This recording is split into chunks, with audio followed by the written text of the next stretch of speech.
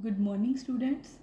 As you know, there are three methods of presentation of data. Number one, textual presentation. Number two, tabular presentation. Number three, diagrammatic presentation. Today we are going to study about tabular presentation of data. Presentation of data in the form of rows and column is known as tabular presentation of data. Rows are known as horizontal dissections, whereas vertical dissections are known as column. So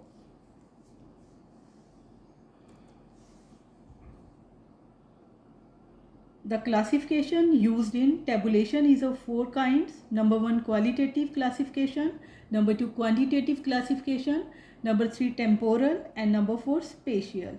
Number one, qualitative classification.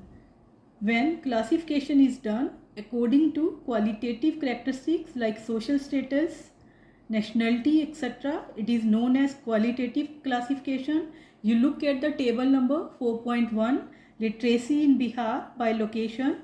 Here the data are classified on the basis of male female wise and their location, whether they are living in rural areas or urban areas. Next is quantitative classification. In this classification, data are classified on the basis of characteristics which are quantitative in nature, that is, which can be measured quantitatively, for example, production, income, age, height, etc. Look at the table 4.2. Here the distribution of respondent by age in the election in Bihar is shown.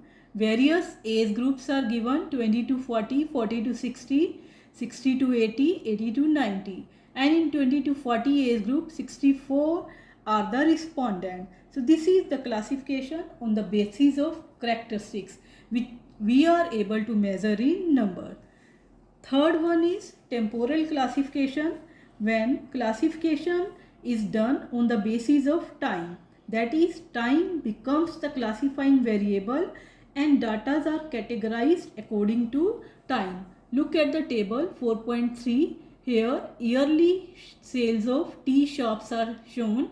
Years are given as a time. In 98, 80.5 lakh rupees, and in 2000 sales of 91.2 lakh rupees was there.